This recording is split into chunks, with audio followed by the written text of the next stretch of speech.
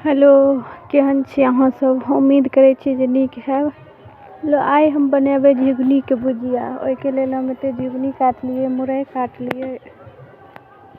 आब हम फोरन देबै। ओहिमे हम कढ़ाई चढ़ेलिए, कनी जीरा देलिए,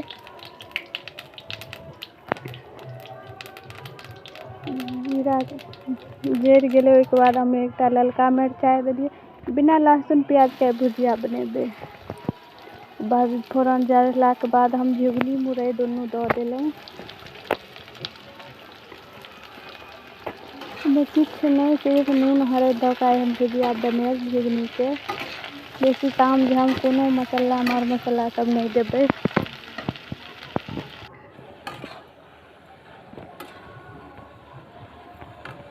देखियो हमर भुजिया एहन भऽ गेल छै। आब हम एहिमे हरदि देबै।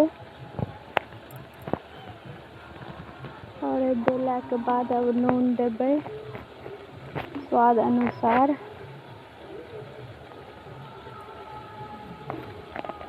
फिर मिला के झाँपि देबै।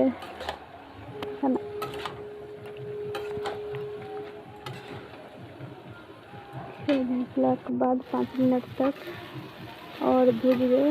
भुजलाके बाद देखियौ अब हमर भुजिया बनि के तैयार भऽ गेल अछि। इम्हर हम चाइयो चढ़ेने छी, चाइयो बनाएब।